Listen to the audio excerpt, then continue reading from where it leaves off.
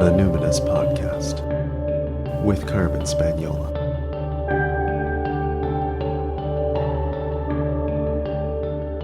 Hi there, and welcome to the Numinous Podcast, where we have interesting conversations with everyday folks about the mystery of life. Broadcasting since 2014.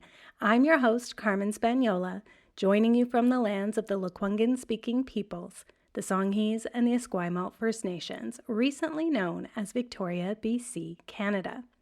Welcome to my Witches New Year podcast retreat mini-series. This is a special episode for all my collapse nerds who are tracking the converging emergencies of large-scale cooperation dilemmas. If you are not a collapse nerd, may I suggest to you that you skip this episode. If you are here for the sacred pause and the gentle time out, that's not the part of the retreat that we're in. So those of us who want to get granular, kind of grindy, this is for you, right? So if you are curious about what the stars and planets have to tell us about how these patterns of collapse, these patterns of large-scale emergencies converging together have unfolded in the past, and then how we can navigate them more successfully, perhaps, in the near and midterm future. This episode is for you. Welcome. My guest today is Hummingbird Star from Astrology for the Revolution. They are a self-described collapse astrologer, and soon we'll better understand what that means. Hummingbird is here to expand our thoughts on 2025 as the year of the Hermit, and also give us some insight into what we can expect from the planets, particularly outer planet movements that might support this impulse to turn inwards and do some soul searching about our role in the revolution. There are many other inner planet transits that'll be really important and impactful in 2025, but I think you'll be able to find a lot of that material coming very shortly from all the popular astrologers. You know, all the kids are going to get in on that game, so we don't need to cover that. This is for something kind of adjacent, right? So, but first, I still have a content note before we begin. We are talking about climate change. And so honestly, if you're having a really nice day and you want to keep it that way, I mean it when I say just skip. If you're okay to stay with us, I still highly recommend you do some tasking while you listen. You want to keep your arms and legs on. You want to give yourself permission to just pay partial attention so that you don't get overwhelmed. This is kind of like controlled dissociation, okay? Just like listen and take in the Goldilocks amount, right? And take lots of breaks and, listen maybe while you are going for a walk and walking the dog. But you don't want to just like immerse yourself totally in this material. Maybe unless you have someone else you're listening with, and then you can jam on it. But it's probably too much to just digest on your own. In other words, don't listen while you're like at the computer or, scrolling your phone or whatever. Really, somatically, you want to be tasking or moving, doing the dishes, folding the laundry, gardening, that kind of thing. And then specifically, we're talking about the potential shutdown of the AMOC, the Atlantic Meridional Overturning Circulation. I didn't realize this was going to come up. We kind of dance around it for a little bit. I wasn't sure I wanted to overwhelm folks with it. But then it was just so relevant. So we went there. But as I was speaking, I was just speaking kind of off the cuff, and I misspoke in a way that misrepresents how the AMOC actually functions. And we should be aiming for precision, right? And I'm definitely oversimplifying when I'm making kind of general claims about how the AMOC shutdown could impact weather and agricultural patterns. I also think I'm tracking multiple different sites of climate emergency at once in my mind. And sometimes I end up just collapsing them all down into converging emergencies. And that collapsing can really induce panic in people. And I guess it's just like the water in which I swim and conversation that I'm having with my husband all the time. So It doesn't make me feel panicked, but I understand it could. And Hummingbird is going to talk about immanentizing the eschaton, and we will try not to do that. We'll explain what that is in a bit. Anyway, so yeah, when I'm like oversimplifying with claims about how the AMOC shutdown could impact weather and agricultural patterns, I do think that given the extremely high cost of ignoring this event, which would dramatically alter life on Earth for billions of people, I do think it's okay to have a bit of like alarm, right? But there's a danger that like my haphazard comments could spread as misinformation, and I really don't want that. I really want you to have correct information. So A, you don't sound uninformed, but B, you don't get into a situation where like you or someone else is just dismissing what I'm saying because I made an error when I was explaining it. So I want to be very clear about the AMOC. And so here's a really nice, succinct, digestible explanation of what the AMOC is and a nice, succinct, and conservative interpretation of what the shutdown would do.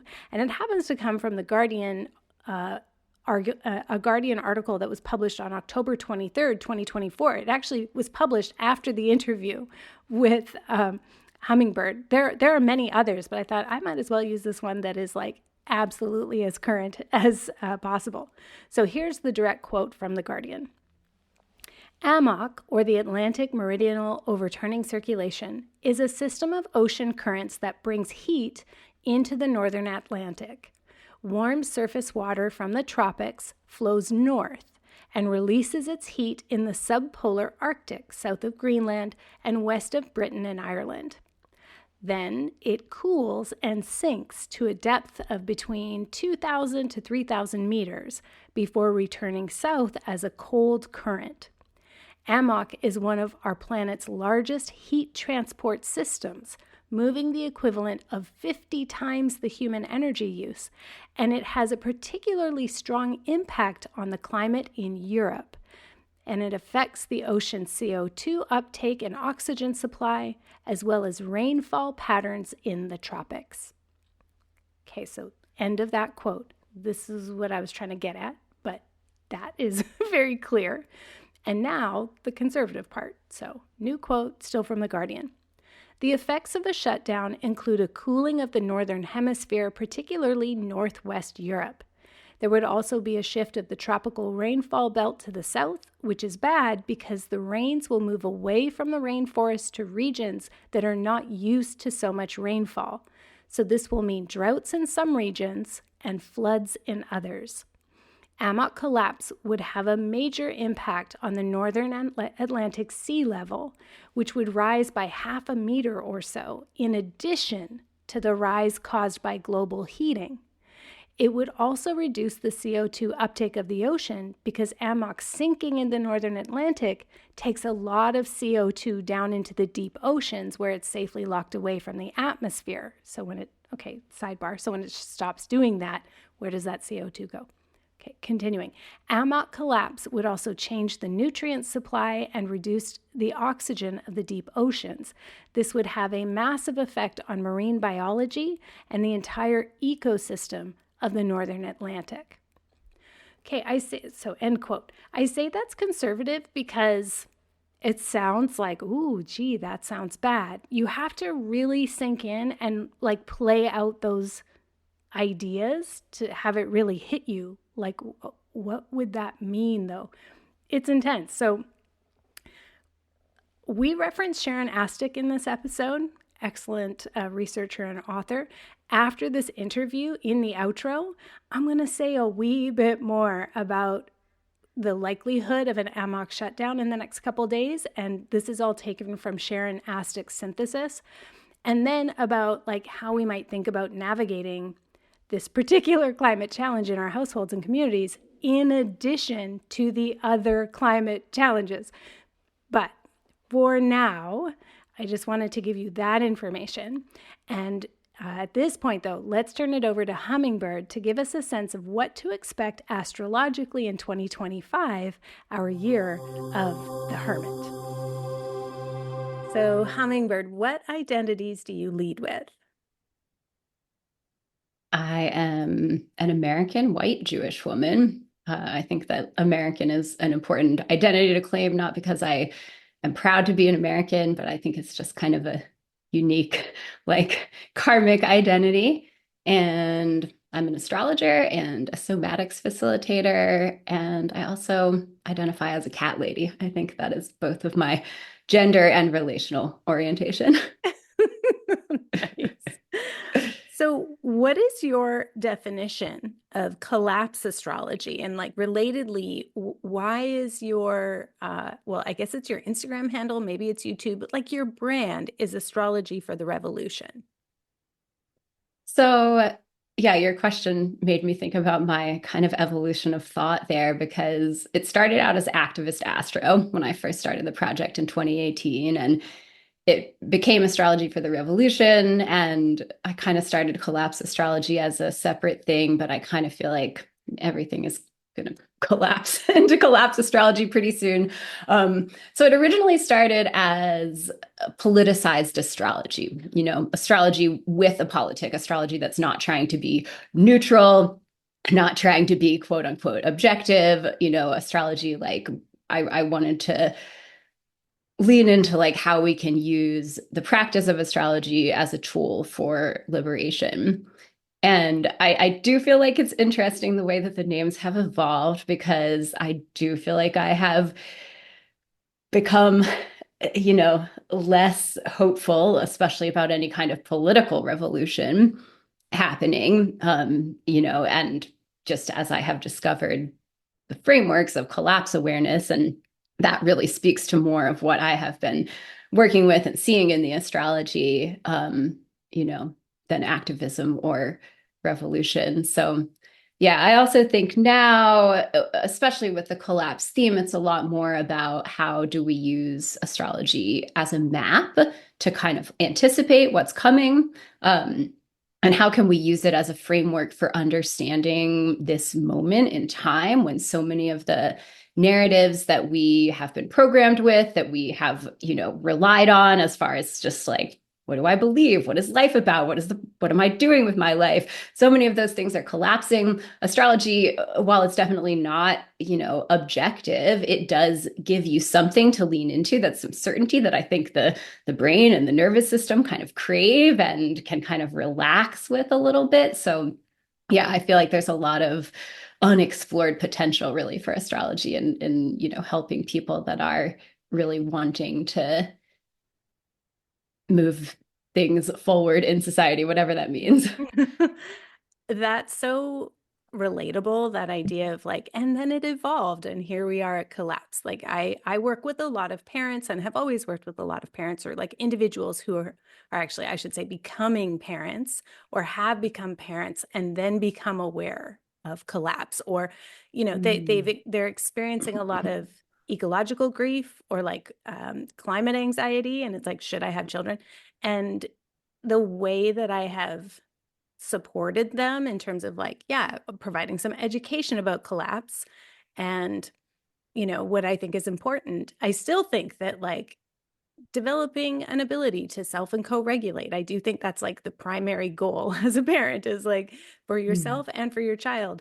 And then for a while, I was talking a lot more about what are the developmental tasks that you need to go through so that you can be stable and reorient yourself when your child is having very serious mental health issues because of the inevitable climate collapse and all of that. So it's like, so basically, oh, you're considering becoming a parent, so you will be a mental health professional. And so you should be taking all of the, courses and education and, informally and formally, and reading all the books, because parenting isn't about like getting them to do what you want to do. It's about dealing with their anxieties. And now I'm kind of more in the like, okay, you want to be a parent. How do you feel about being so against the grain with how you raise your child that you are raising a child in the way that you would want to restructure society?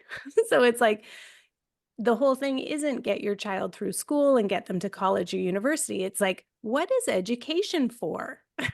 How am I going to Yes. educate them? So that evolution of like, I started with being collapse aware or climate aware and was like, Mhm. okay, here's the skills we need. And it kind of ultimately ends up at how do you want to be in what's the world you want to create? What's the role you want to play in this restructuring? And what are you willing to do in terms of how you're going to live differently and kind of, yeah, against the grain, kind of a little further upstream than other people, tip of the spear. Like you have to develop some real resilience for that because although there's many more people speaking about collapse these days, we're still pretty niche, I would say, right? Mhm. So, in terms of how you approach this as an astrologer, like what are your thoughts? What's your process on predictive astrology around collapse, especially when it comes to predicting like kind of scary, dysregulating, destabilizing things? Yeah. So this is something I have thought about so much over the past many years because I have been talking about the coming astrology since about 2018. And I didn't have collapse frameworks when I first started talking about it. And I did a lot of immanentizing the eschaton, which is a phrase I learned from John Michael Greer on the Numinous podcast a long time ago. Um, Define but that. over immanentizing the eschaton, it's when you believe that doomsday is going to be here tomorrow. Yeah. Yeah.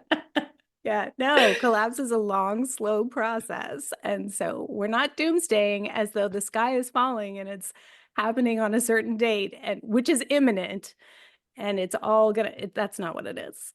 It's the long, Yeah. slow demise of infrastructure and the deindustrialization of our economies. That's like basically what it is. Yes. Okay, so you used to do Yes. And that. it was food for my soul when I came across frameworks that spoke to it more like that. Because I think, with astrology and with predictive astrology, the temptation to do that or the tendency to immanentize the eschaton can be super strong, super easy to fall into. If you know enough about astrology to look towards the future and see how this and this planet are coming together at this and this time, it's easy to have a story, especially if you are collapse aware or are enough aware of what's happening politically and climate wise. It's very easy to look at something and be like, oh, this is just when it's all going to end or it's all going to dramatically change. Yeah, so it has been healing for me over time to learn not to do that. But yeah, in that process, I have thought a lot about how to speak to these subjects. And I've had some experience sharing this information with clients or in a course setting and inducing a freeze response, basically. And so I don't know, if that's completely unavoidable in general with collapse conversation. It's not completely unavoidable, but there's a couple just pieces that I think can be helpful. One thing I like to say is that it's not about prediction, it's about anticipation. So when you're looking towards the future with astrology, it's not about saying, this specific thing is going to happen at this specific time. It's about anticipating what are the energies that we're moving into. And then along those lines too, I think it can be really helpful to think of astrology as kind of like a multidimensional map of the road ahead. So there is, linear time, there's time frames of when something is happening. And so we can see in terms of time, like when there may be something more challenging, when there may be a respite, when there may be a fast turn, something may change quickly.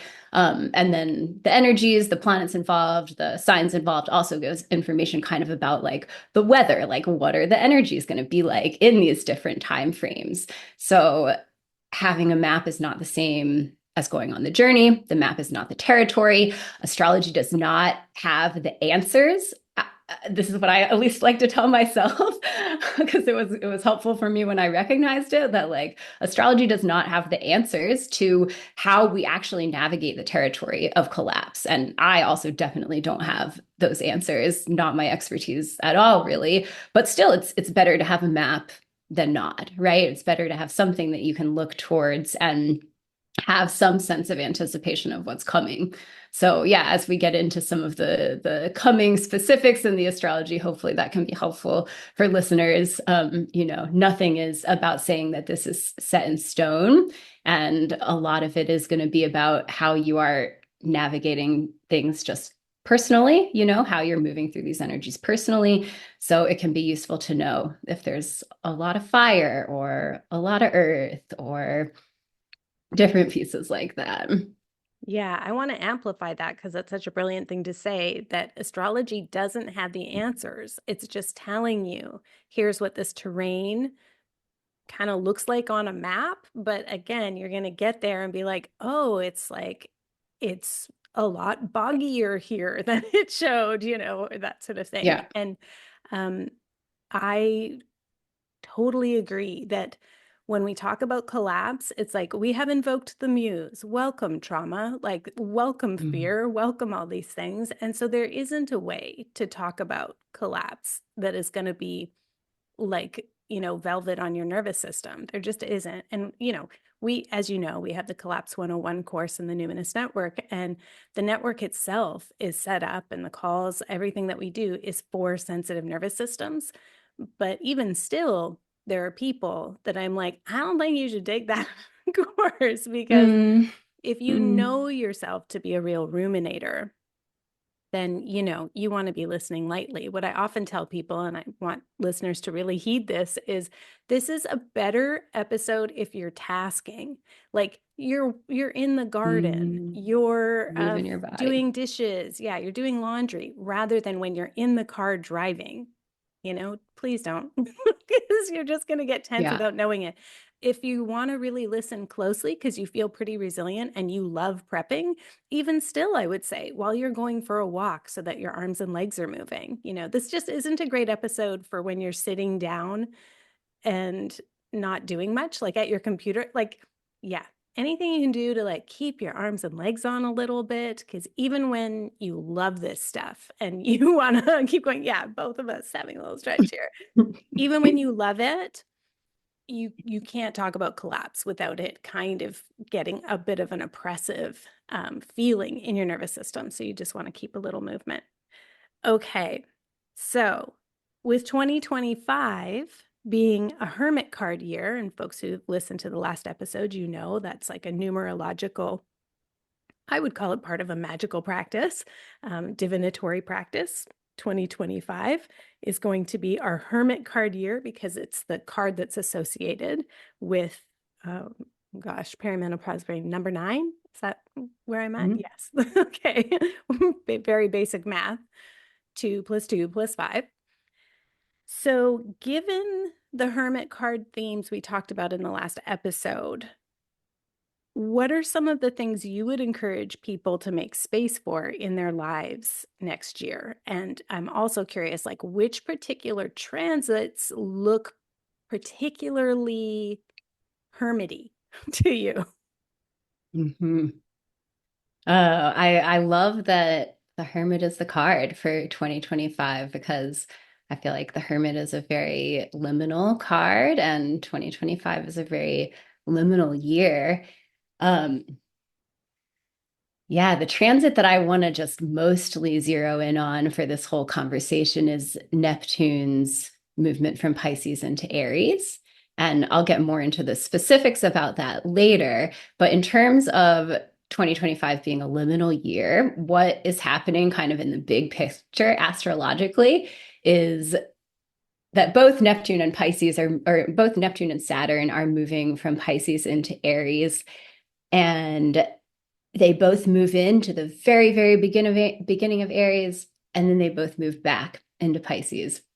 And there are a lot of themes with Neptune and Pisces, especially to do with delusion. And for listeners of this podcast who have felt as if they are existing in a bubble of reality when everybody else is not in reality, and if you're a collapse aware person, if you're lucky, you have people around you who speak your language. But for most people, if you have to go to work or be in an educational situation or extended family situation or whatever it is where you're interacting with quote unquote normies, you might really feel like the odd one out. And we were talking about this just a little before getting started.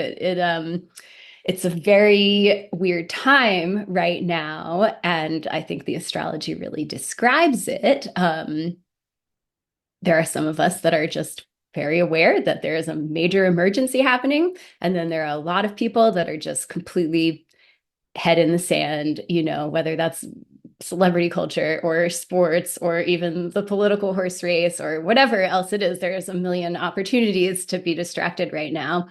And I do believe that Neptune's movement from Pisces into Aries is going to manifest as the popping of that delusional bubble.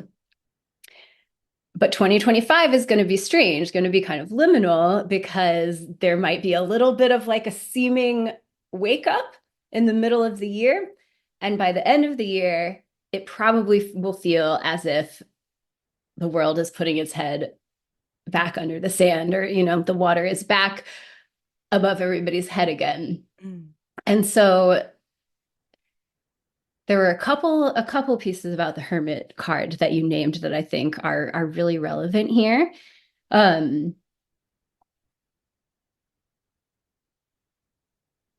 one of the pieces that you mentioned was about the Hermit being somebody who steps off of the pedestal, who isn't looking for recognition, who is kind of in the dark, seeing in the dark, like very shamanic, but hidden away, right?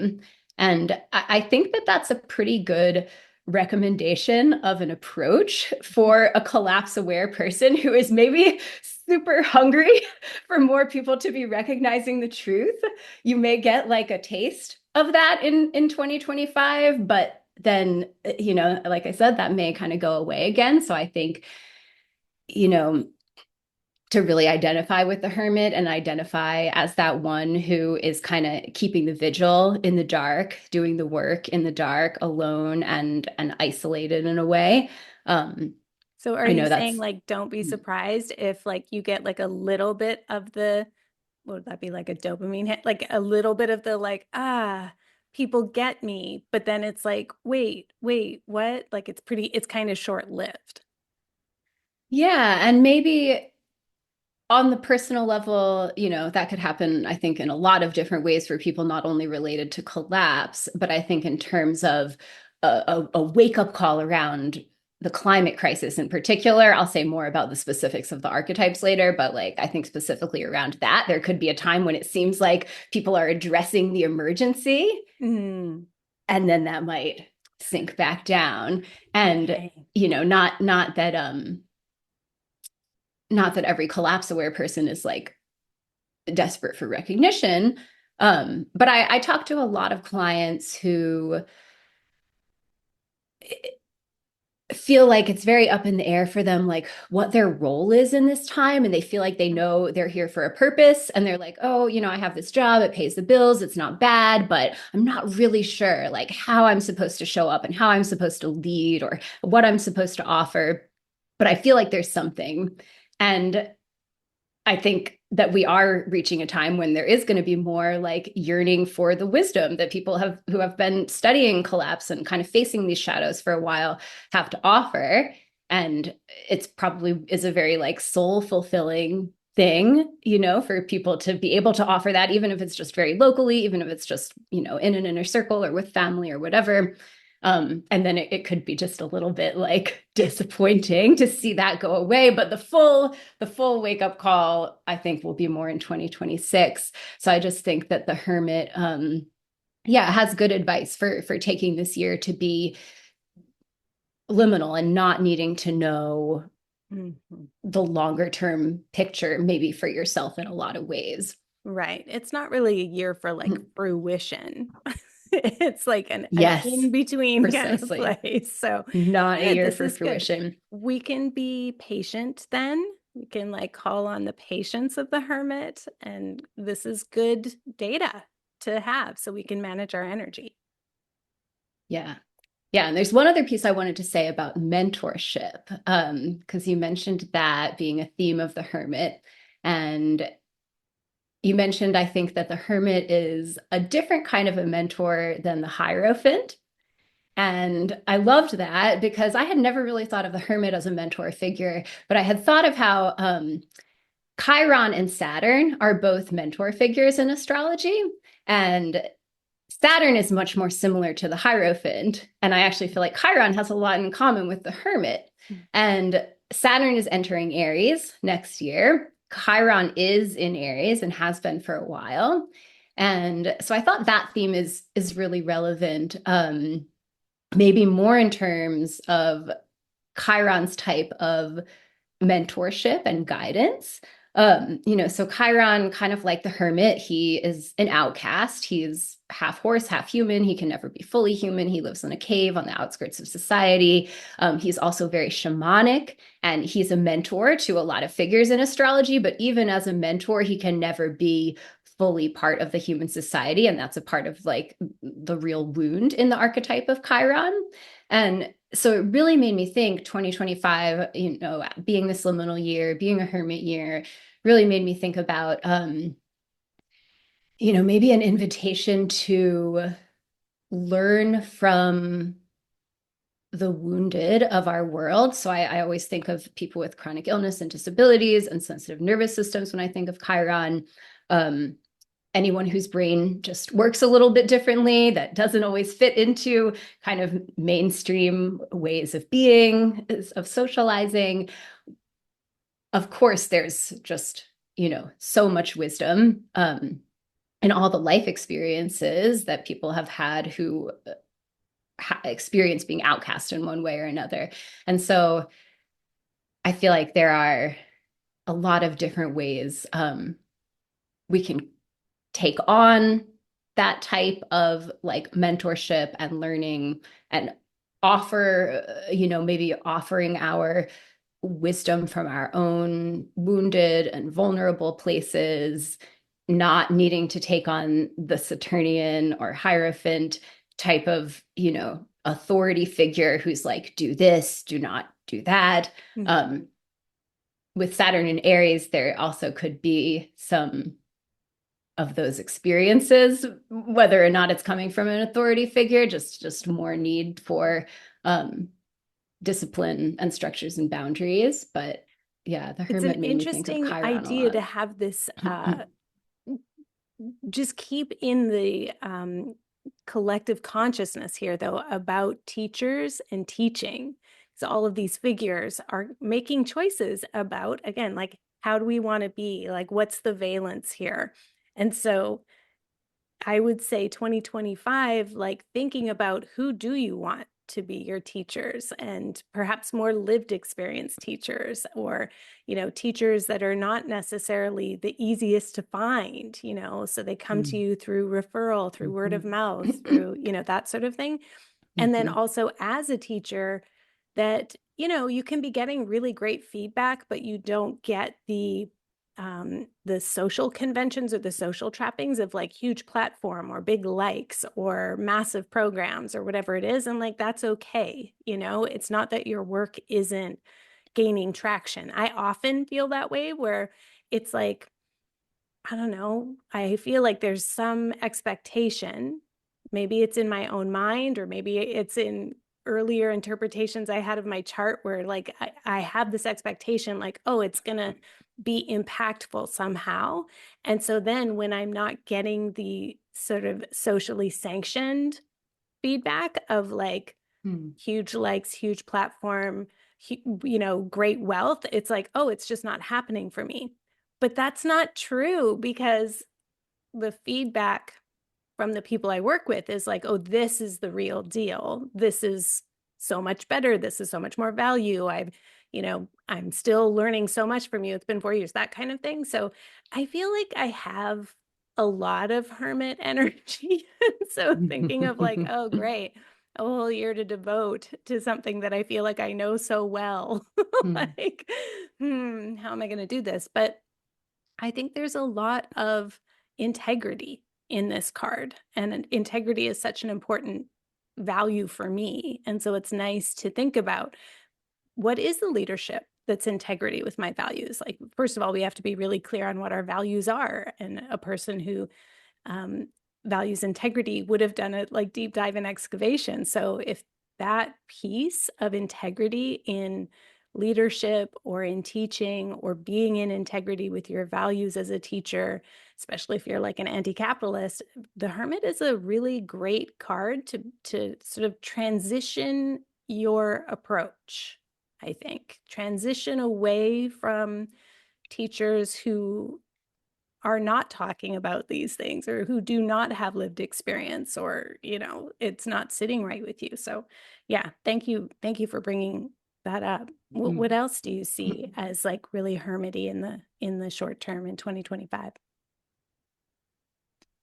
I see some stuff that's not really hermity. Oh, really? Like what? Tell us. We want that Well, too.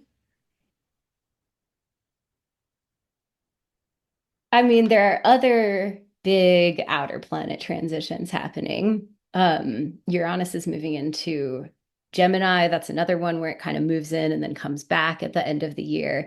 I feel like that's a pretty, I don't know, kind of explosive energy. Yeah, I think there's mostly just more that I can say about Saturn and Neptune because I really only like dipped in there, and that's the main thing like that I think is going to be just very palpable during the year. Okay. Can you say more? Like, not that you have to give us like a month by month breakdown, but Mm. what do you think about this Saturn Neptune situation? So this is my overall take. Neptune has been in Pisces since 2010, and I think there are a lot of, different things that transit tracks to, but I think the main one is the climate crisis and the rising oceans and the rising temperatures and humanity's, or especially the West's, delusion around that. And, so both Neptune and Pisces are archetypes that are associated with the ocean. And they're also both associated, like I mentioned earlier, with delusion and confusion and not being able to see clearly, not being able to see in front of you, like haze and fog. They're also both associated with escapism and addictive behaviors. And the I think a huge piece of that is social media. There are lots of other elements to it too, but when you mentioned like the, not getting the likes, not getting the recognition on social media that we're all just have been so quickly programmed to think as like of the pinnacle of success. Mm-hmm. And I think that so much of human consciousness is fully like caught in that ocean of content Mm-hmm. and all of the other, things that are there to confuse us also. And I think that when Neptune fully leaves Pisces, so we're looking at all that stuff while the oceans are rising, while the temperatures are rising. Just in the past couple of years, it's gotten to another level of kind of extremeness where people are naming it in a way they weren't even a couple of years ago, but there's still not real action on any global, collective level at all. And I forget if you've ever talked about the AMOC on your I was podcast. I'll just say a thinking little, about it. Okay, let's yeah, tread carefully with it because yeah. Let's save that I'm for a like, little later. yeah, we'll save it, and also we'll like not freak people out. Yeah, It is yeah, freaky, but yeah. as you're speaking, I'm like, I want to know, when do you think which anyway. Okay, Yeah, sorry to all the listeners who are like this. I'm listening to an inside conversation and people won't tell me the secret. It's we just will. climate stuff, which, as Hummingbird is saying, like, it's climate stuff. It's all been talked about since what was Al Gore's movie? Since Inconvenient Truth, right? Like, Right. we've known about it in that same kind of way. And there's like a big wave about it, and then that wave will subside and be creating tsunamis elsewhere, So it is nothing new, but we are going to get more granular. So everyone Feel your seat, feel your feet. We're going to get there. Okay, sorry, carry on. So I think the summary there, though, is that for a long time, I have seen this Neptune transit into Aries as being the time when this bubble is going to burst, and it's going to be no longer possible to be completely in the collective delusion that so much of the West has been in regarding the climate crisis in particular. Saturn is the planet that is known for making things real, for bringing things into form. So you have Neptune, an outer planet that represents this very vast collective energy. And then Saturn is going to come into contact with it right at the very beginning of Aries, like 00 degrees of Aries, which is the first degree of the zodiac. Like that's just pretty wild, potent energy on its own. And for Saturn and Neptune to be meeting there at this time really says to me that that is when the big wake up call is coming. Saturn is going to make it much more obvious what Neptune has been doing in Pisces all these years. And just to be clear, you know, this, for example, is kind of a prediction, but this is not any different from what experts are saying. Right? That's right. This is just the astrology aligning with what experts in these subjects have been saying for years and are saying with louder voices now than ever. Totally. It's as was foretold by all the science climatologists, you know, all the scientific community, basically. So yes, as was foretold in the Great Prophecy by the IPCC or whatever. IPCC. Yes. Yeah. A few different times, I think. Yeah. Yep. Yeah. Wow. Okay. Okay. Where do you want to take us next, Hummingbird? Because now I'm just thinking about the AMOC. I mean, we're right there. Should we go there? Do it. Let's do it. Okay. So the AMOC is the Atlantic Meridional overturning system, meridional, yeah, something like that. Yeah. Overturning current and overturning circulation. Let's do it again. Anyway, AMOC. Yeah. And I'm not like such a stickler for this. You and I know what the AMOC is, but just in case people want to Google it, it's the Atlantic Meridional Overturning Circulation. And I also just had to grab my phone and Google it because I always just want to call it the mid-ocean current. Because that's what it is. Right. Basically what it is. It's going to turn over. But no, it's the Atlantic Meridional Overturning Circulation. Okay. So it's okay, I'm going to say this. Everyone, we're holding hands right now. When the currents of the ocean go backwards, bad things happen in massive scales that particularly will impact our ability to grow food, to have proper seasons. And it's concentrated in particular areas of the world that are highly, highly populated and also do a lot of food production for the world. That's kind of how I explain it to people. How would you explain it to people, Hummingbird? So the AMOC is a complex set of currents in the Atlantic Ocean, both the northern and southern hemispheres that interact with each other. And it's based on salinity, which affects the temperature of water and the different depths that the currents are happening at. So it's a very complex combination of currents that basically all together form the jet stream, I think. They basically are what create the weather patterns that we currently have in the Western Hemisphere. And there has been evidence coming out, kind of dripping out for a while, but then getting a lot more intense in the past couple of years and a lot more kind of immediate evidence that the AMOC is shutting down. So I don't know for sure if it's like turning around or going backwards. The sense that I get is that it's just there's a lot more cold, fresh water coming in to the ocean as the ice caps are melting. And that is just kind of shutting down, like slowing down, and then just starting to shut down the circulation of these currents. So the the earliest studies about it said like it looks like it possibly could shut down if we don't reverse, global warming by the end of the century. But the more recent studies about it are saying like it is shutting down. Like there are lots of signs that it is shutting down, and it's not something you can just fix things and snap your fingers and it's going to turn back on. It is shutting down. It has shut down in history before, not super long ago, about 12,000 years ago. And I don't I think this is a place where it is easy to immanentize the eschaton and because the think that the evidence comes shutdown first before we can see with our eyes. We can see right. with like we experience it before it gets studied. And so it's like, oh, is the amok shutting down? Look.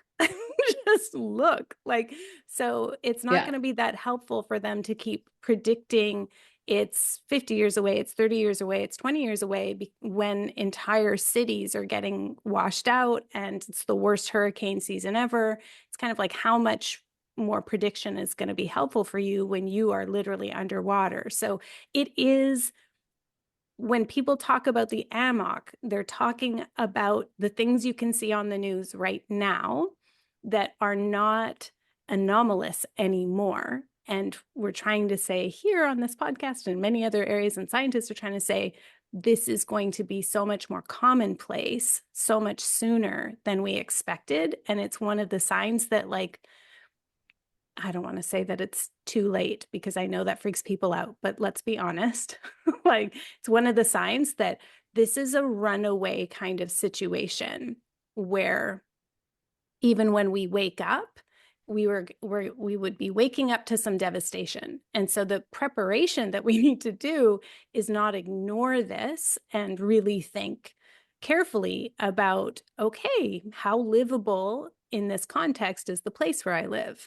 How skillful am I at growing food? How dependent am I on supply chains of very specific kinds of food because of my health situation? Like, these are just things that we'll need to know, because if you are reliant on those things, then that creates another cascade of decisions. Like, what am I going to do for money? Should I actually move in with other people so I can start saving money now? Like, it really is, as you say, it does immanentize things because you won't have enough money to survive in the way that we used to as like nuclear families and single family houses and that kind of stuff. So I can definitely see the Hermit year being a good time to like really think, really think about what things do I just need to let go of? What am I ready to release? What are the trappings of the old world that are actually just weighing me down and making it difficult for me to be responsive and participatory in the new kind of culture that I want to have? Just bringing it down to something more personal, it's like, okay, anticipating all of this, it was very clear to me that it's like, you know what? My life in the city and with the amenities that I love and all the people that I love, I don't want to be a flight from the city kind of person, but we can't afford to live here anymore. And I have never wanted to leave my home and leave this ecosystem to go to my husband's family's land, because it's like a wildfire zone. It's in the desert. But the thing is, it's paid for, and that's what we can afford. And so, really thinking carefully about like, which dreams do I need to just let go? Turns out I'm not going to live in a cute little house with a porch with a beautiful green pasture and horses out front. Turns out I'm going to be living in high alpine desert because that is what is available. And so this is the kind of like thinking really hard about how then are we going to survive there if we have to grow our own food, if we have to, and get more skillful at that. So I say all of this because I know that it can freak people out and they're like, but I can't do anything. And it's like, actually, you can, but you have to get so very real with yourself, and you have to let go of some like dreams of capitalism, and it will take you years to do that. So like, please take 2025 as the year that you actually have like a year of lament, a year of goodbye, a year of transition, and just say like, ooh, I'm going into my cave, but when I emerge, it's because I actually am going to be mobilized, because I have to be responsive to the energies that are coming. And like, please take us to 2026, because that's going to be a Wheel of Fortune year, and I'm really looking forward to that. Anyway, sorry, carry on. Oh, Carry on. yeah. Okay, I want to clarify a tiny bit about the AMOC, because from what I understand, so first of all, it's two different situations: global warming and the rising oceans, rising temperatures around the globe because of trapped fossil fuels. That is causing the shutdown of the AMOC, but that's a different kind of climate impact. The AMOC shutting down, from what I've seen, the likely like climate changes are in Western Europe and like northeastern Turtle Island, maybe will be most directly impacted, and temperatures there will get colder. And I Way don't think colder. so, way colder as in like ice age colder, because Mm, there is like different information about this out there too. yeah, From what I've it seen, it definitely. was like a few degrees, and it definitely like would affect what crops can be grown and the growing season and that kind of thing. I don't think, it necessarily is to the extent where like nobody could live there, No, it's but I not could be that nobody wrong. could live there. No, for sure. It's not that nobody could live there, but it is going to impact, like you say, the ability to grow certain things. And it also then, the knock-on effect of that is it puts so much more pressure on the areas that can grow. And so, Right. and then also the places that we normally would supplement with, Ukraine, like different parts of Europe, they will actually not be able to grow. So the, Right. the other knock-on effect is that you could still live there, but you can't afford to heat there. And then the Right. other kind of things that people do to heat, which is right now it's fossil fuels, right? So Right. the the the very populated, this is the global north, is going to find such heating pressure and food pressure that becomes extremely volatile. And then there are places like India, for instance, which is like the breadbasket for so much of Southeast Asia. Their monsoon seasons are going to be so different. And so it's really, when I'm looking at these impacts, and we should just say, like, a person that I follow quite a bit on this is Sharon Astick, and I'll link to her in the show notes. But when I'm looking at that and following kind of the pieces of evidence that we see is crop failures, wars over fuels for heating, climate displacement, and Yeah. immigration, and all of that. It's like these are I guess the other thing too we should say is that it's in places that would kind of normally shock people, like northeast of the US Yeah. and Europe. And so we're kind of used to, in like settler colonial culture, we're used to bad things happening to the global south, and we just kind of go, wow, that's so tragic, and we carry on. It's not going to be like that anymore. It's like global north, and Yeah. that's going to create quite a lot of social disruption. And Yeah. so the whole thing of like, why are these wars so protracted? Why are these, land grabs becoming more and more contentious? Like, why is settler colonialism like raising its ugly head again in places? It's because of food and fuel, because of the Yeah, changes I we're mean, going to experience this with is the AMOC. already happening Yeah. without like I really don't think the people making those calls even know about the AMOC, or maybe they do like as of this year, but that piece especially has been super buried, or just hasn't come to the surface with all the rest of the climate conversations until really recently. But yeah, I mean, those kind of policies are definitely already in place, and there definitely are people who have been thinking about global warming, even if they weren't thinking about the MOC, who are making those kind of calls. Absolutely. Absolutely. Okay, sorry, I interrupted, but I think it's good for us to just kind of be like, hey, there's Yeah, this thing, the AMOC, and uh experts are unclear as to how imminent it is, but we can look around and we can see some things that there's no single event that's going to be diagnostic, but clusters are indicative. And there are clusters of events that would have us say, we think that the current is shutting down, and we think that that could we can already see what some of the impacts of that might be in some of the contentious areas of the world and the cost of heating and those kinds of things. Yes.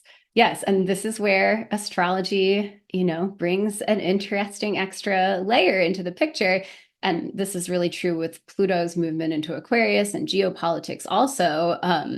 There are these transitions happening that outside of astrology, you can't really diagnose. Like you said, you can't really name the exact timing that this is happening. But when I see Neptune moving from Pisces into Aries, I'm like, oh, it's pretty obvious it's happening right now. Like all the science says, like it could be happening right now. And then Neptune is moving into Aries, like it's happening right now. So I want to clarify too about the AMOC. Like the predictions have been, the shutdown will start in between, 2025 to 2075 or something.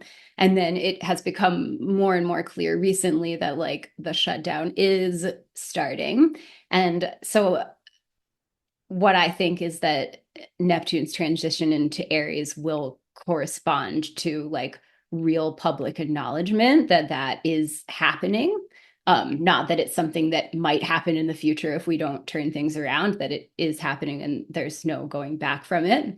But even that is not like the climate is going to change overnight. Mm-hmm. And a lot of things that you were saying are things that I had written in my notes for later in this conversation, but just about how we are powerless in a lot of ways in terms of these bigger picture shifts, but we're also right here, in the present right now. And even in the next 2 years, there may be this big reveal and more of a sense of emergency, but also we won't be fully underwater. Right.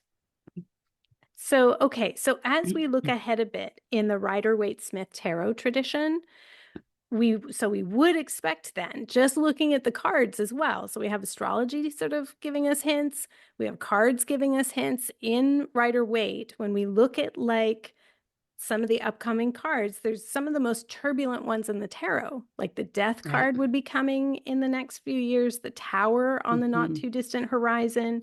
So yeah, when I'm looking ahead at the next sort of 10 cards, the next line of the major arcana, I'm like, oh man, we really hope that you have learned the lessons of the cards up to now, because that cumulative benefit is what you need to be able to get through the next piece. So if you're looking ahead from a collapse perspective, what are some of the major transits you're watching in the medium term that could really shake things up globally? So I want to talk about the present / early past just for a minute, because I want to talk about Pluto moving into Aquarius, which is a transit that started last year and is complete on November 19th of this year. And I just posted a video and an article on Medium about this, so I won't go too much into depth, and people can check there if they want more information. But that transition, I think, speaks to the geopolitical changes that are happening right now, where the United States is losing its legitimacy as a hegemon, as the kind of singular global power, especially since the end of the Cold War. There's been this unipolar world order since then, and there's a lot of talk in the right places, not in mainstream media, but if you listen to people who also are experts on these subjects, there's a lot of talk about a transition to a multipolar world where countries like China and Russia and India and Brazil and other large countries with a lot of resources and land and high populations rise up to create other poles on the globe. And you have Pluto moving from Capricorn into Aquarius, Capricorn being the sign of business and tradition and hierarchy and structure. And, if there were a sign to represent the colonial order, I think it would be Capricorn. Into the sign of Aquarius, which is associated with rebelliousness and decentralization and non-hierarchy and networks. So that is another transition, it's the lead up to Neptune moving into Aries. So those two transitions are happening right now. And I think that, that's kind of the prelude to the rest of this decade.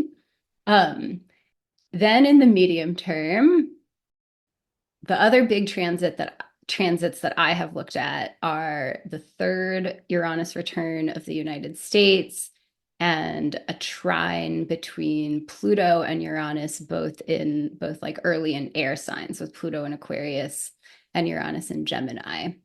And I don't want to get too much into depth about these because I feel like it's a little much, and we've already dropped a lot of heavy stuff.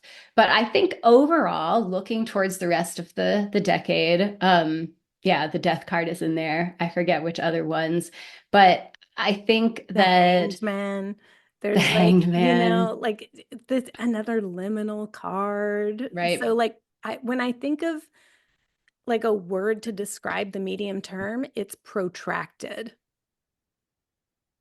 Can you find that for me? Well, things being long and drawn out and not being Mm-mm. super, the death Yeah, card is decisive, but it's like this protracted experience of destabilization. yeah, Can't count on any kind of like, business as usual for any long-term yeah. kind of prospect. It's we're a decade away from the time we can be like, and now things make sense and are proceeding in like this linear kind of way. And some things do get better and better, but there's this protracted period of destabilization. Yeah. Yeah, I think that's definitely there in the astrology, especially with Pluto and Aquarius and Uranus and Gemini. So there are these air signs where they can become very fragmented or decentralized or changing very quickly, changing on a dime, different changes happening all at once, all over the place.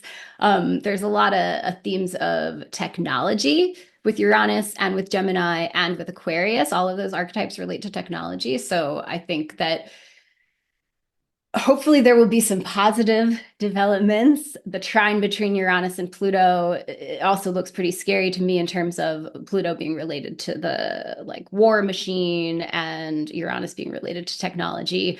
A trine is a harmonious angle, so I feel like that's kind of already happening, but with those two planets, once they're in air signs, things are going to move a lot more quickly. I think in the yeah, just coming together or working together of like those two parts of society. The third Uranus return of the United States has not a good track record. It was like 1944, 45 was the last one. And the one before that was 1861, I think, the Civil War. So, like the other two Uranus returns of the United States, we've been at war in one way or the other. Um, and so I guess I'll also say that like this has been my area of research is like looking into the astrology as it relates to the big political and climate and technological changes. And obviously that just is very collapse themed. Like that's really the overall direction that things have been going. So I really just haven't thought that much about on the personal level, like how we can activate the transits more specifically, right? To like work with them and channel that energy in a positive direction. And there definitely are a lot of very positive potentials, even if the overall trajectory of Western society, especially, is not positive for the next while. And so that air energy, especially, like that is an energy where things can change very quickly. And we haven't really had a lot of that going on. We haven't had outer planets and air signs for a while. So I think that could be a pretty different like background energy to be working with. And, just hopefully there are a lot of potentials that I don't see right now because I've had my head buried in the dark stuff. Well, and I hope that all of the researchers and scientists who are working on solutions that may not be applied globally, but could be applied locally. So when you talk about like, oh, it's kind of fragmentary, it's kind of like, okay, well, if we're getting into air signs and things are happening really quickly, like for some people, that could be just what they need is we need some research to move forward very quickly. It could be vaccines, it could be technologies. It could even be like low tech, no tech, but like, oh, wow, this is a thing that we can do to solve this problem of infrastructure here or there. So there could be that like mobilization of small groups or like local pieces where actually it kind of works for Mm-hmm. you. And I will Mm-hmm. say, like, everybody's going to experience this differently, right? I'm not an astrologer. I just hang out with a lot of astrologers. So I do see how, like, sometimes something that's happening on the collective, and I see it in my clients, it's like, for me, I want to be quiet about it because I'm like, I'm kind of getting some good bounces here. This is actually working out like pretty well for me. And I see it with my husband too. Like, he will describe how, like, right now, I think the phrase he used is like, I have multiple domains of overwhelm. That's his experience, like multiple domains of total overwhelm. But when he and I come together, something wild is happening where we're working on it and it's going really quickly and things are happening Mm. even better. And so there's something that's happening in Mm. our, what Mm. is it, like synastry, or like something that happens. Mm. And I do think that this makes me think of, like, yes, it could be fragmented, but it can also be that if you are playing well with your own astrology, then it kind of doesn't matter what's happening in the collective because you are where you're supposed to be in that moment. So maybe you will Mm-hmm. be able to be like, okay, here's the little faction of us that are all kind of like on a metaphorical desert island where this community, my street, the valley I live in, we all have this particular problem that's happening. And if we are like, yep, this is what's happening, we're not resisting the reality of it, when we all work together, there are these magical, very quick changes that can happen at different Mm-hmm. levels. So that's what I'm Mm-hmm. really hoping for and kind of looking forward Mm-hmm. to. Some of the hardest astrology in this year that I was telling everyone about, I was like creating additional services and stuff in the Numinous network to be like, okay, it's going to be really crunchy astrology. And while a bunch of people were experiencing that, some of us who like anticipated that and set up our lives to anticipate that actually was sort of a Yeah. non-event, and we were able to hold space for other people. So this Yeah. is why I think collapse astrology is actually really helpful, because I feel like people who say yes to the reality of their chart, or yes to the reality of like what's happening in their lives or astrologically, it does just kind of go smoother for us. Do you get that? Yeah. I've definitely had that experience where there's been really challenging astrology and I've known about it and I've done, what I do to like lean into it and work with it and change the way I'm operating to work with those energies and have it go well when it, seems to be just knocking a lot of people down. Mm-hmm. And yeah, for sure, like longer term, both with like kind of more immediate astrology, like when there's Mercury retrograde or whatever, but also with these longer term themes that are coming in. And what you said about like the local communities too is very Aquarian. Aquarius is all about those networks and groups and ways that we, the interdependence that we ultimately really need in order to survive. And Aquarius is also associated with like the electrical grid and cellular networks and these kind of things. And so Pluto in Aquarius could bring those things down in one way or another, not necessarily all at once, not necessarily all gone, but like we could experience life with less of that technological connection, which actually could drop us much more into operating interdependently, like inside of local communities, which I think is what Aquarius definitely will be wanting us to do during that whole 20-year transit. Mm-hmm.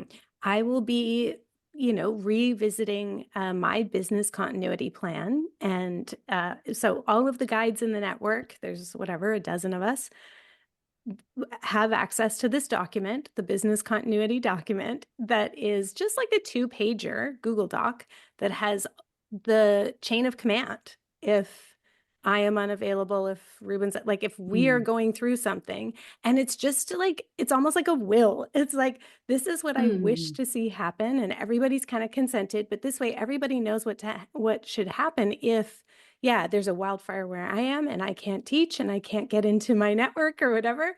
Other people have access to it and they know who steps into what role to keep the network going. And this is one of the reasons why I have guides in multiple, like, I think we have like 9 time zones or something like that. Like I cover almost the entire globe or whatever it Wow. is, or like not 9, it's like 5 time zones, but it's like, so there's somebody, if the whole West Coast is struggling, our entire management team isn't on the West Coast. It's like there's people in Europe, there's people down in Mountain, there's people in Central, there's people in East. Like and so this is the working with the reality of, brownouts, blackouts, local internet goes down, that kind of stuff. Hermit would be a great year to just really think about how resilient is your business and your life if the internet is less reliable and way more expensive. And even cool things like what you just described. It's like, you can have like local internet. Like you don't have to have, you can, a community can put up their own poll. And like, I know people where it's like one guy, it does the rural internet and he will hike up and like reconnect and stuff when it goes down. So these are the types of things that I think the cards and the astrology are telling us to get real creative and very real about. Is there anything more you wanted to highlight for us about upcoming transits? I think we got the important themes out. I think, the Aquarian decentralization and dissolving of maybe a geopolitical world order, along with the climate crisis, are going to be the 2 prevailing themes. That's pretty much it. Well, you Yeah. said something like you do what you do to like live in step with your chart. Tell us, like, what are you doing? How are you personally preparing, like spiritually or materially, for this period, which we started off by saying like it was for revolution and then it was for collapse, but we kind of want both. We're still going to be activist in our collapse. So let's call this revolutionary collapse. Like we're in collapse. But we are actively participating in it, and we are trying to orient towards and harvest the best parts of Yeah. collapse for Yeah. revolutionary purposes. So how are you preparing spiritually and materially for revolutionary collapse? So I am not really prepared materially at all. I have barely tiptoed down that route, and I kind of want to normalize that for people. I, I'm coming out of a period in my life that was like a real bottoming out, and it was right there in my astrology. I'm a couple years out of the like deepest, darkest bottom of that, but that was also the time that I was like deeply starting to study, maybe not quite collapse frameworks yet, but starting to study just all the dark history of the West and ancient history or longo history and more recent history, and just starting to come to terms with a lot of the realities. And I spent a lot of time in a freeze response, which I do feel like I'm starting to emerge out of. But what I have been doing spiritually more than anything else is death practice. And so I work mostly with Pluto as my death deity of choice, but there are lots of other death deities that one could commune with. And I think that, so I want to normalize being in a place where like the old worldview is collapsing and you don't really know where you're going next, because I think that's happening to a lot of people right now. And I think I'm a couple of years ahead of a lot of the people that I'm talking to who in the past couple of years like have really started. And of course the Gaza genocide, I think, has woken way more people up to the really scary realities of the police state and the war machine. And it's a lot to process. It's a lot to a lot of reality to take in. And then you mentioned a couple times, like letting go of the capitalist dreams, right? The things that we thought were like what our destiny looked like or what our soul really wanted, that were really just like programmed into us by capitalism. And so I think a lot of people are in that process right now, a very, very liminal process of the old stuff releasing, yeah, and not being in a place where you like know what to do yet or even how to prepare for collapse. And And it so can for feel me, like disillusionment in there too. So there's this emotional level of loss or betrayal, or um, some people feel cynicism. Like these are very valid, very legitimate, I think also very necessary processes to go through, even though they suck while they're happening, but they don't actually last forever. yeah. Yeah. Yeah. And for me, that is what death practice really, really helps with. And I don't have anything that's too active in terms of a ritual with death. It's mostly just sitting, or, you know, sometimes it's bearing witness to what's happening in Gaza on my phone and just sitting with the horrific images and letting that come inside me. You know, but a death deity is very important because the death deity helps you to compost the things that are not supporting you anymore. So in terms of even cynicism and disillusionment and like, you know, those things are very valid and we need to just let them be there. But then there can also be a time when like, okay, I need to just death it. I like to use death as a verb, like just clear it out, have it be gone, so that then I can start to be present with my own reality and, you know, this whatever new kind of frameworks I'm starting to integrate. So, yeah, I think I feel pretty spiritually prepared for collapse, although I'm sure you can never be fully prepared, but I feel pretty spiritually prepared because I feel pretty tight with Pluto and some other deities too that just like help me be with the darkness. And so, yeah, if you're in a place where your worldview is coming down and you're like, I know I'm here for something, but I don't know what that is, that's okay to be in that place. Like you really don't have to, the death and the rebirth do not have to happen at the same time. And we don't have to immanentize the eschaton and be ready for collapse 100% tomorrow. So yeah, that's where I'm at with it right now. Although I do highly recommend Collapse 101 in the Numinous Network if you want to take some practical action towards educating yourself. And there's the one episode where you guys talk about like little practical steps you can take. Totally. Well, and also I will say I have a number, a small number, but I have a few clients who were are living through devastating man-made climate effects in uh, Carolina, Tennessee, places like that. And you know, some of them were like real disciplined, keen students in Collapse 101, and we're like, oh my God, you know, yes to everything that you said. And it was, you know, and they've kind of given me the rundown of like, here's all the ways that that was helpful for us. Here's all the ways that not only were we prepared, but we could help others. So everything that you said was true.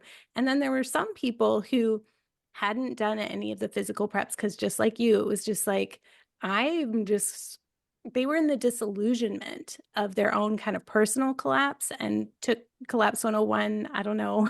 Sometimes that's just how you find yourself there, and hadn't really done any of the preps. But what was so critical and what I was mirroring to them is, but they had the psychology of like, oh, Yeah. this is collapse. Like, this is what's happening and this is what I need to do now. And so when I was doing kind of like emergency mental health sessions with them, all I had to do was affirm, like, yes, you need to get out. Exactly. Yep. You are exactly the thing you're thinking is the thing you should do. And good for you for knowing deep down, like, I got to move right now. And so they had, you could maybe call it a psychological preparation or a spiritual preparation, even, but they were able to listen and look around and know, like, okay, this is the moment. And then they took action and all I was there to do really was support them with like, yeah, that is the right action. You need to go, you know? And so even if you don't do any physical preps, having reality-based conversations where you relinquish the kind of question mark of like, is this really happening right now? And you actually can be like, okay, I'm going to have a reality-based conversation, or I'm going to listen to this reality-based conversation about what's going on. And then I will spend less time frozen, questioning myself and feeling awkward, taking a step that I'm not seeing other people take yet. You know, I will be the first one.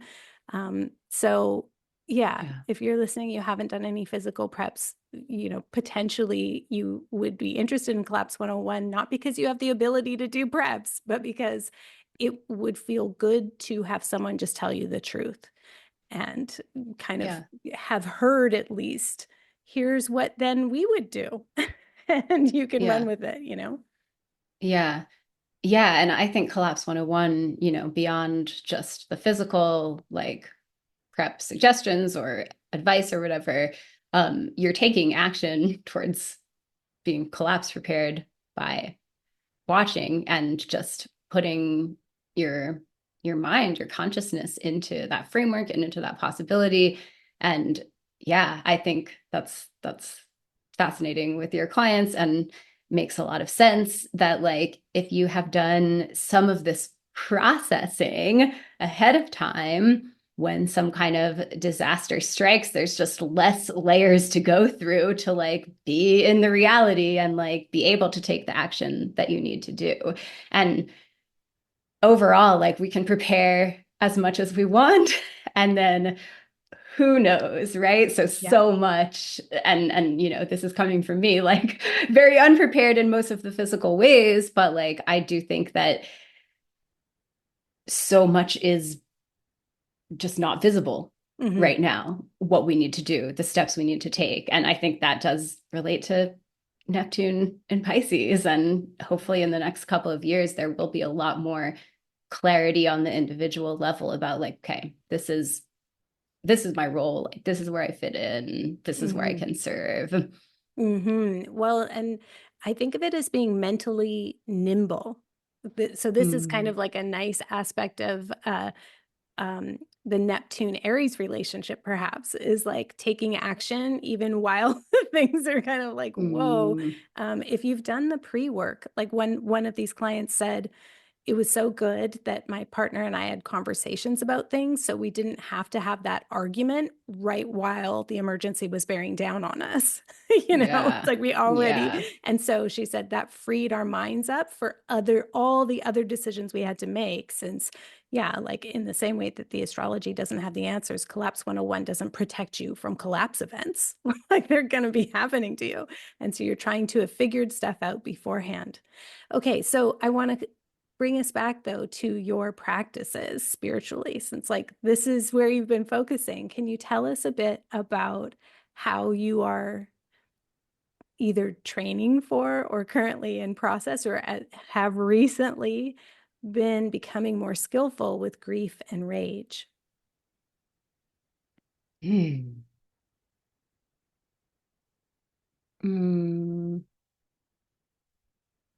think I use the archetype of Chiron a lot to help me process big emotions. And there's nothing too specific that I can say about that. But I have a couple little physical things that evoke Chiron for me, and I hold them. And mostly with grief and rage, I just try to be present and try to breathe and try to be, you know, in reverence to the human experience of the big things moving through.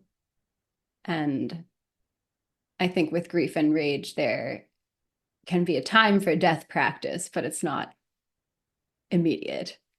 It's not, you don't want to compost those things until they're really ready to be composted. Mm-hmm.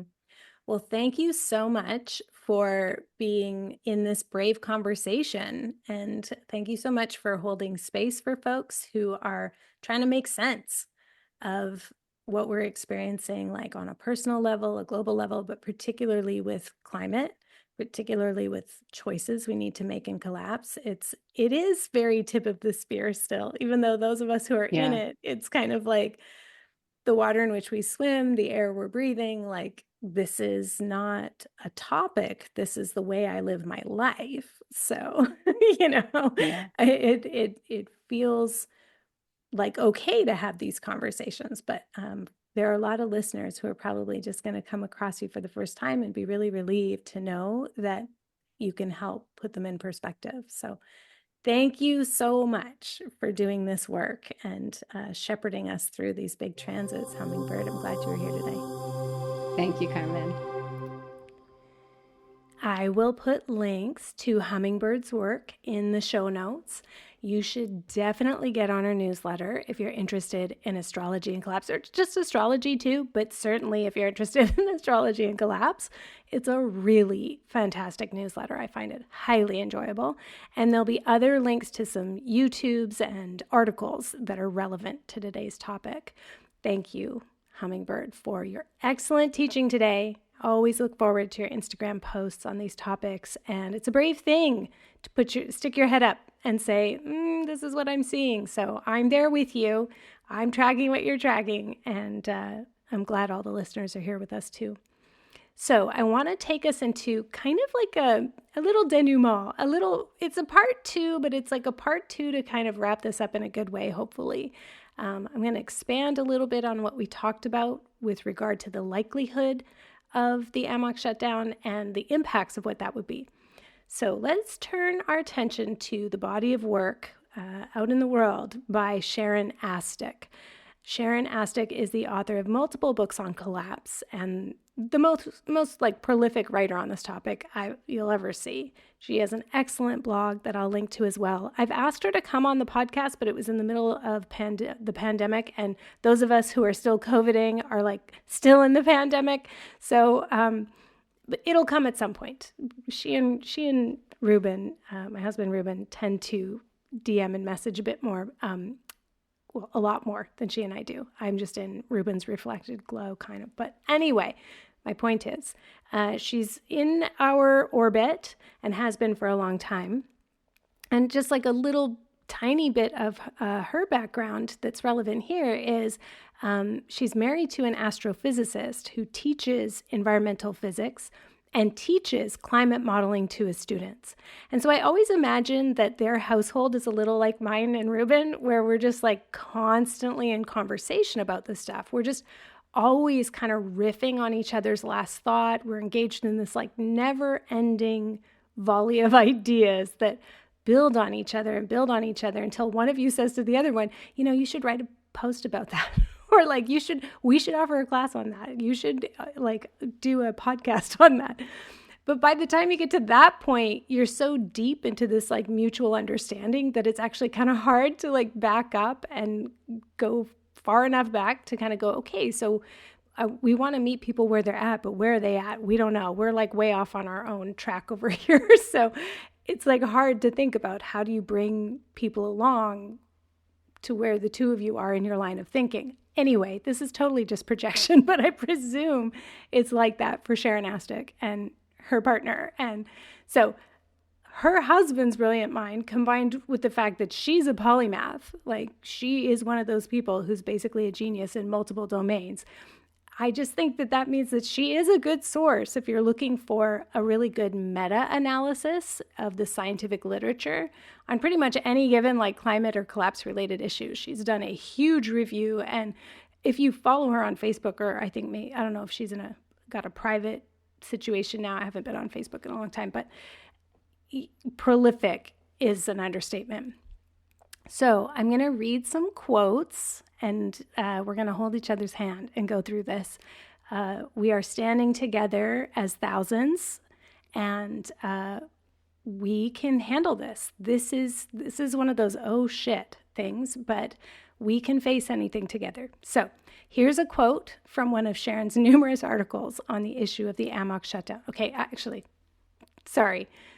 This is part of a series of essays, like long form blog posts. And I think it's like a 5 or 6 part blog series on her Ko-fi or Ko-fi. I don't know what that's called, but I'll link to it. And this is, if you really want to get into the AMOC, there's multiple blog posts that you could get through in an hour or two. Okay, here's the quote. Most of the media analysis will likely focus on how likely the AMOC shutdown is to happen. The paper claims that it is fairly certain, 95%, to happen between 2025 and 2095, with the most likely timing around 2057, end quote. So, when we're going to talk about what the likelihood is of this happening, there's multiple papers that she's quoting in these blog posts. There was one that lots of people were talking about not too long ago in the journal Nature. But her quote, the point here is she's like, okay, people are saying they're 95% certain, when I say people, climate scientists are 95% certain that the AMOC shutdown is going to happen sometime between 2025 and 2095. But the likely timing is around 2057. However, as we come to see, she calls it Astic's law, but we can see this in a lot, just like really look around. Generally speaking, what climate scientists in the past would predict would happen after 2050, back in the day, they'd say, well, by 2050, we could see these kinds of changes in our climate.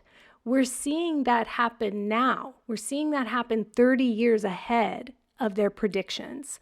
And so it's not that much of a stretch then to say that what they predicted would happen before 2050 will happen maybe even a decade earlier than they said.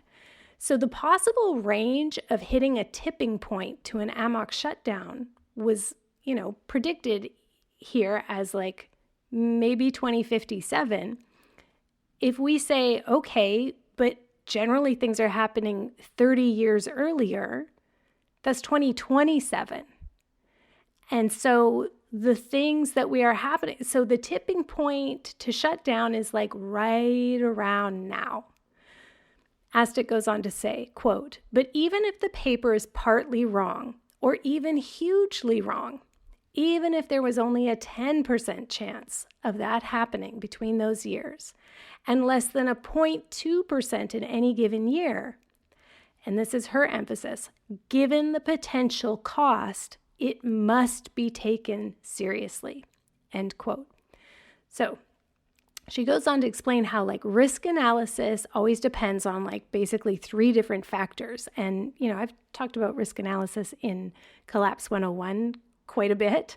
But she, has it like a simplified version. It's really good.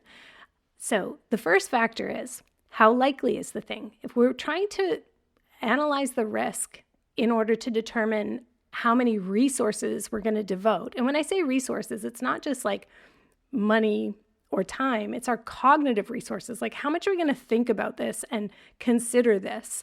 That this is an important factor that we need to measure. So the first thing people will say is, okay, well, how likely is this thing? And this is why she's saying this is what the media is going to focus on, as though that's the determining factor we should judge risk. But it's not. It's really, really not the main factor. That's just one factor. And if you ask me, I think the likelihood is a more minor factor compared to the others. Because if something has a truly catastrophic impact, then we will want to make different choices, even if there's a smaller chance of it happening. So this brings us to the second one. We have to consider the second factor, which is how much will this hurt? How severe will the outcome be? What is the catastrophic impact rating on a scale of 1 to 10? So this is an absolutely crucial thing to weigh in risk analysis. So, for example, most of us are not going to perish in a house fire. Most of us are probably not even going to ever call the fire department in our entire lives. But if we did have an accident with a house fire and it left us or our family members dead or destitute, That is a worst case scenario. So that's why we get life insurance and fire insurance and install smoke alarms and sprinklers. We do all kinds of things to give advance warning. And we do things to try to mitigate by like having fire codes and stuff. So considering the actual likelihood of it happening, maybe we're going overboard on precautions and insurance, but given how utterly devastating that result would be, we consider those precautions quite commonplace. In many cases, they're required by law. They're definitely required by building codes and insurance companies, right? So same thing here. Then the third factor Sharon invites us to consider is this. What is the utility of our knowledge? And then what are the costs and benefits that knowing this thing brings to us? So what that means is like, if we know this is a possibility that is likely, it's 95% going to happen. And for many of us within our lifetimes, but most definitely within the lifetimes of young people, children today, then what are the benefits to that knowledge? Well, the benefit is taking that knowledge seriously so we can plan for it and maybe mediate some of the worst effects, making decisions now. And some of us are still pressing really hard on policy about this. Others of us are like relocating, So the utility of the knowledge is forewarned is forearmed. She sums this all up nicely with something that we've all had personal experience with already, to just like as a way to put in perspective the utility that this knowledge could have. So Astic writes, we've seen that in real life with COVID. We all know that COVID entirely could have been stopped, and without any different measures than were applied in March of 2020. We just would have had to apply them universally in late January of 2020, not March. The same shutdowns we did anyway, if we had just done earlier, would have been effective. Close the flights, send everyone home, subsidize staying home, and 6 or 8 weeks later, no COVID. Maybe never even COVID ever again, like SARS-1. We absolutely could have done it, but the economic and social and most of all political costs were too high, so we didn't, so we have what we've got. We chose not to know about COVID because we didn't want to deal with the costs of knowledge. Remember how no one would get tested for the first few months, even when they had symptoms and exposure? And now again, we choose not to know about COVID. No testing, no data collection. We would also prefer not to know about the worst case scenarios of climate change, or not think about them outside the context of slightly comical disaster movies. I have absolutely no doubt that our government and most governments will do absolutely as much as possible to cast doubt on the possibility that we could cross this particular tipping point. But the good thing about this paper is that it has made it impossible to entirely do so. Still, the kinds of mitigations necessary to make this work are huge, so expensive, and so disruptive to regular life. I have no doubt we will devote most of our energy and resources to making sure they don't happen. But contrarily, for most of us, our lives and the lives of our posterity, and we all have posterity, whether it's biological or collective, they depend on us taking this very, very seriously, and always have. And we all know our governments will be happy to let millions of us die. 20 million people or more have died already of COVID. This is just practice in normalizing mass death from climate change over the next decades. But the only way that major structural change will occur is if people demand it or make it. The correct question to answer is not, does everyone 100% agree that this is going to happen? But rather, what are the consequences if we don't prepare? And this does happen. End quote. I just want to send gratitude and a bubble of protection to Sharon Astic, who has been a Cassandra for so many years, but especially now. And I hear you. I am listening. And all of us who are just trying to digest this now, I am with you. I am also just like, utterly overwhelmed by this. We probably don't have to do too much different than we're already doing. But what I would say is think about how you procure your food, whether you grow it, whether you glean it, whether you trade for it, what you trade. Most of us trade cash dollars. Are there other things you can trade? Do you have skills? Can you babysit? Or, somebody who needs to be gardening, that kind of thing. What can you do? Because if there are major agricultural, like climate changes that impact agriculture, and that happens in the next 10 years, and, it would be good. Every little thing that you can grow for yourself matters. If you think about that, let's say you want to try to grow great tomatoes or lots of potatoes. 10 years is only 10 tries. And I don't know about you, but there's not many things I've only done 10 times that I've been really great at. So now is a good time. Now is a great time to just practice. Where would you get food if supply chains were disrupted, if you couldn't eat what you normally eat, if you needed to trade for it? Now is a great time to start practicing. So we don't have to do too much too different, but we have to get a little more serious about the things we've been kind of casually thinking about doing to prepare for climate changes. Okay.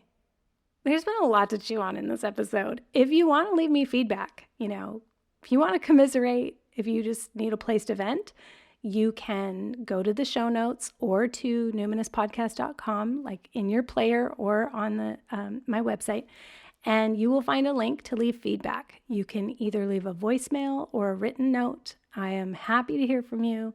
I'm wide open. Drop me a line. Commiseration always feels good on my end.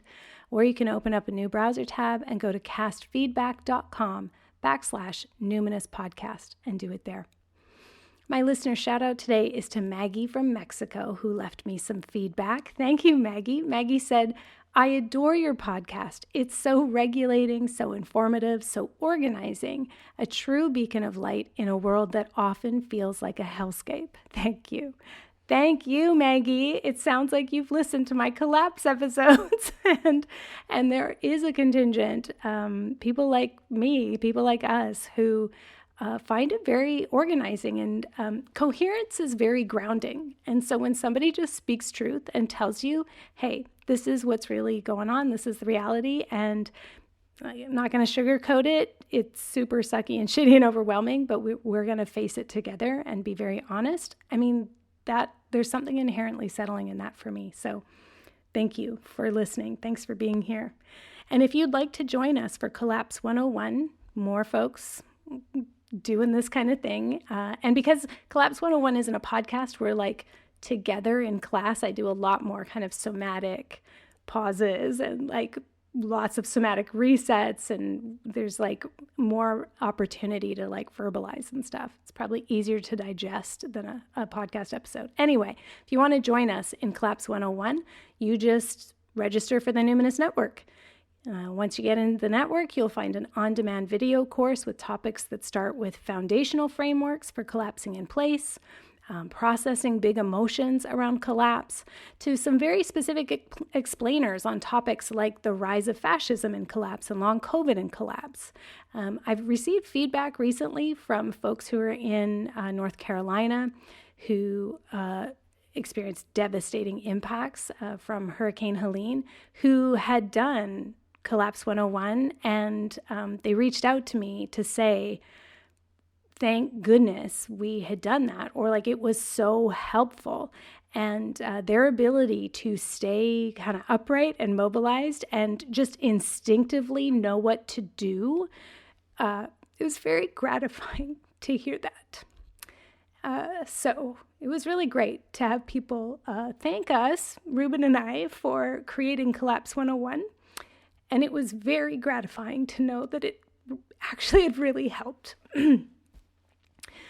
So maybe even more important than the information itself is you'll find people who are tracking the same things you are and you'll learn how they're managing, and we all keep each other upright and mobilized, right?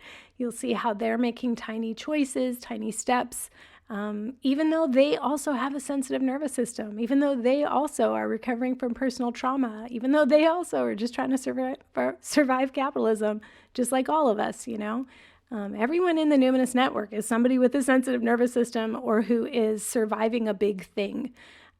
But we also are linking up and facing realities together. And maybe that's like the most valuable, priceless thing. Every month or two, we get together for a collapse AMA, Ask Me Anything, or for a witnessing circle, pretty basic prompt. How's your collapse going? We just do a lot of like normalizing, stabilizing activities, especially if the people in your life kind of have their heads in the sand about this. Please don't underestimate how much better you're going to feel when you are around people who are tracking what you're tracking. And all of this is included with your Numinous Network membership. You can find out more at carmenspagnola.com, CarmenSpagnola. Until next time, take care.